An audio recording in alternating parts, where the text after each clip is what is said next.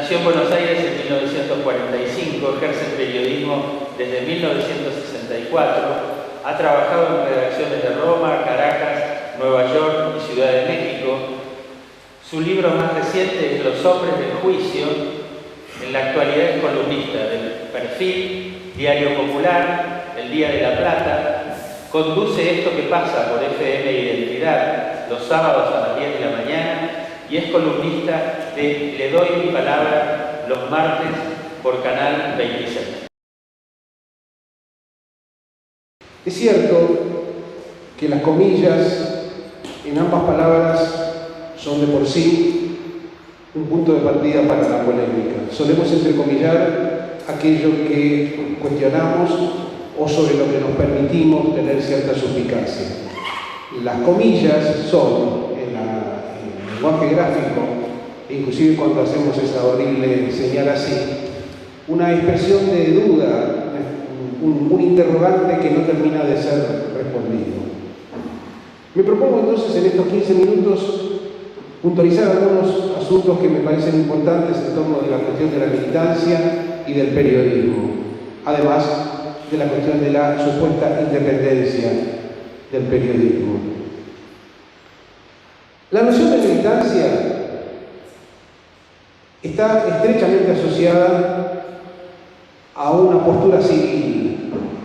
Milita, activa o se desarrolla en toda su plenitud civil políticamente un integrante de un partido, de una agrupación, de algún tipo de encuadramiento que presupone un perfil proactivo.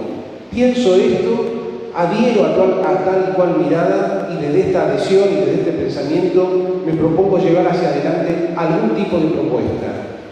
Está la militancia a secas, que consiste en acercar un determinado postulado a las más amplias capas, y está la militancia encuadrada estrictamente en el campo de lo retórico. Me da la sensación de que en este primer punto podemos subrayar la noción de militancia como con cierta autonomía de lo que sería el conjunto de la vida cotidiana de la gente. La mayor parte de la gente no milita, vive su vida. Pero esto ha sido así siempre, no ahora. Y en sí mismo no es un postulado negativo o afirmativo.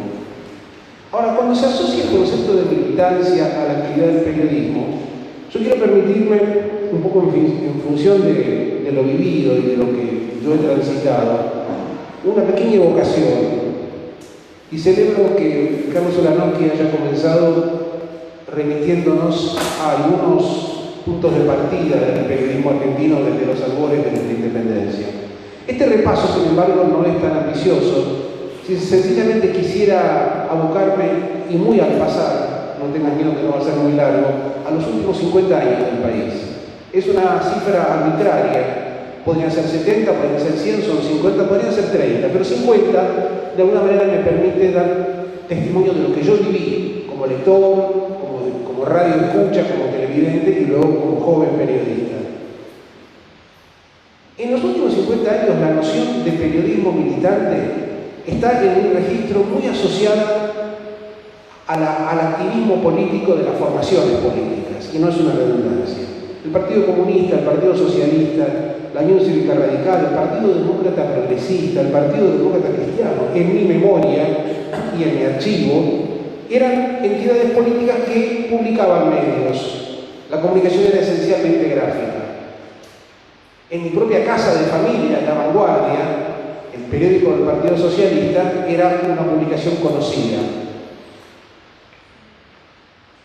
Los movimientos y las agrupaciones que llevaban adelante la tarea del periodismo militante, entendido como expresión de un punto de vista, recogían y procuraban el sostén para su militancia en la sociedad civil. Eran legendarios los festivales de Nuestra Palabra, el periódico del Partido Comunista para recoger fondos, las campañas financieras, el piqueteo. La palabra piquete, hace 50 años, a diferencia de su acepción cotidiana de hoy, implicaba ir a colocar el periódico en los sectores populares, en las estaciones de trenes, en las villas, en los barrios.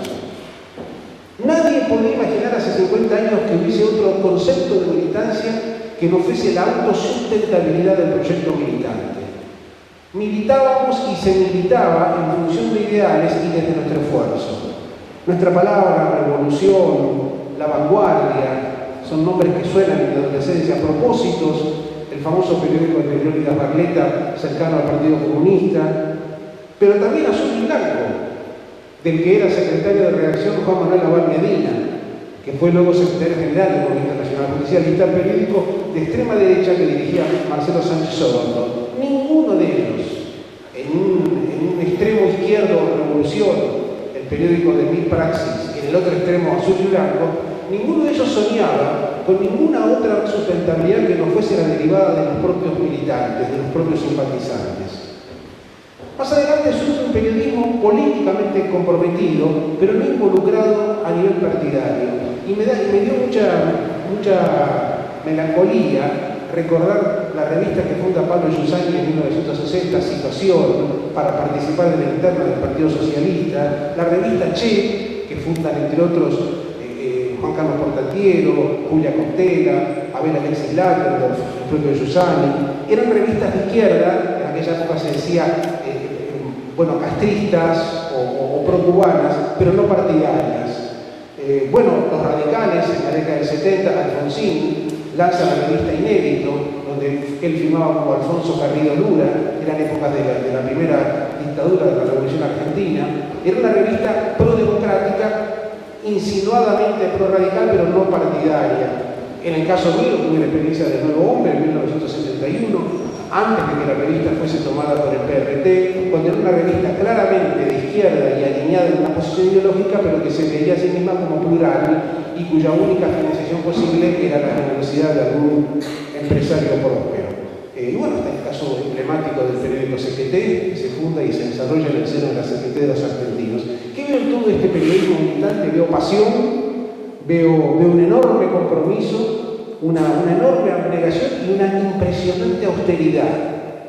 Ya luego en los 70s, a medida que se acentúa la crisis argentina, aparece otro fenómeno, el fenómeno del periodismo militante sustentado en los fondos aportados por las organizaciones armadas. El más emblemático de ellos, El Descamisado, y su etapa postrera a la causa peronista, pero también El Mundo, publicado por el PRT. Esta era la misión de militancia hacia 1973.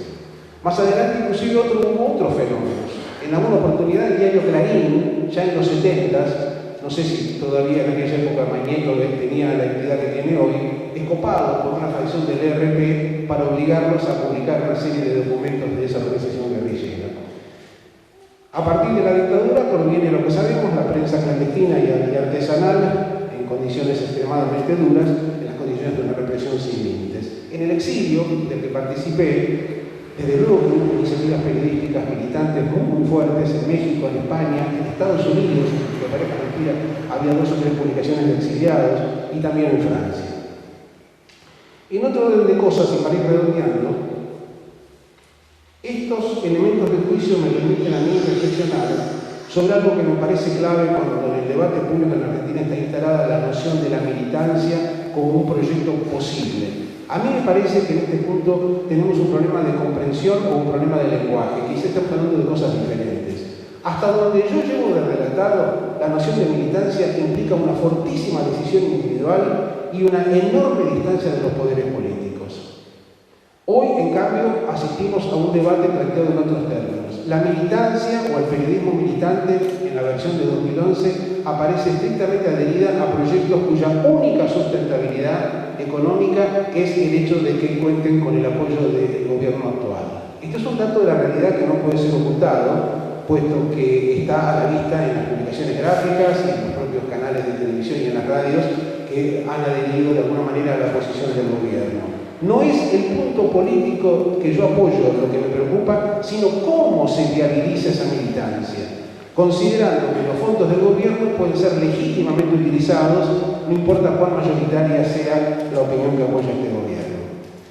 Cuando se habla de independencia, a propósito de los medios, y ciertamente con una buena utilización de las comillas, me parece importante hablar de medios convencionales. Los medios convencionales, o de alcance nacional, como se suele decir también, y es un dato de la realidad, Estos medios convencionales son dependientes. ¿De qué dependen? ¿De qué depende la revista Noticias, el diario La Nación, el Canal 13, por ejemplo, para citar casos muy al pasado, Radio Mitre? Bueno, depende de su viabilidad económica. Cualquier medio, cualquiera sea su postura, que no cuente con un financiamiento derivado del Estado, solamente puede subsistir a través de su viabilidad económica. Y esta viabilidad económica hoy implica publicidad, hoy y ayer y seguramente mañana. Son medios dependientes, en consecuencia, de que puedan sostenerse sobre sus propias piernas. También es cierto que conviene reflexionar que nadie está obligado, con una pistola en la cabeza, a comprar Clarín o a ver Canal 13 o a escuchar Radio Mitre. Están en el mercado, en un mercado que hoy en Argentina es extraordinariamente diverso. En cualquier mañana se puede encontrar en cualquier kiosco de Buenos Aires no menos de 12 diarios diferentes, con casi todas las posturas posibles. Por eso digo yo que la noción de medios hegemónicos está cada vez más en tela de juicio, aunque tan luego fuese por un hecho que es, sobre todo para los más jóvenes, a mi modo de ver, fundamental. La hegemonía hoy es literalmente imposible en términos tecnológicos porque el discurso se ha horizontalizado, se ha diversificado y se ha ampliado poco menos que hasta el infinito. Las posibilidades que hoy tenemos de conocer no solamente opiniones, sino visiones diferentes de los hechos son absolutas, incomparables, no con aquel año 60 que yo les hablaba recién, sino con lo que pasaba inclusive hasta hace 10, 15 años. Hay una horizontalización exponencial de la oferta mediática y esto hace que hablar de medios hegemónicos, como lo acaba de demostrar el resultado de las elecciones, es por lo menos un tema opinable. Para ir cerrando, me parece importante, a manera de primera conclusión, subrayar lo que no existe. Estamos hablando de estas cosas y es muy bueno que se haga y es excelente que se haga en una facultad de una universidad pública. Tengo la impresión de que en cambio los periodistas profesionales, aquellos que tenemos algunas décadas en este oficio, en las más diversas de las condiciones, no estamos dedicándole igual energía, igual entusiasmo, igual tenacidad a discusiones que son tan o más importantes en el modo de ver. En todo caso no hay por qué elegirla. Esta es importante. La postura civil, la sustentabilidad de la militancia, con qué armo yo mi discurso y desde dónde lo hago. Pero además, ¿cómo lo hago? Creo que esa ausencia habla de un déficit nuestro. ¿Cómo hablamos? ¿Cómo escribimos? ¿Cómo informamos? ¿Cómo investigamos? ¿Qué nivel de abnegación y sacrificio ponemos al servicio del oficio periodístico? Esto me parece que son cuestiones que están hoy día ausentes. Inclusive muchos de los paradigmas míticos en los que se referencia con justicia a gran parte de la juventud, para citar un caso de aquellos que son absolutamente incuestionables, el caso de Rodolfo Walsh, son personalidades que habían ejercido con un rigor un poco menos que obsesivo la búsqueda de la excelencia profesional. Yo quisiera, por eso, redondear esta primera parte, esta primera intervención mía, haciendo un llamamiento a eso. Es importante que hablemos de política, es importante que nos planteemos la militancia, es importante que nos planteemos las consecuencias de nuestro oficio periodístico.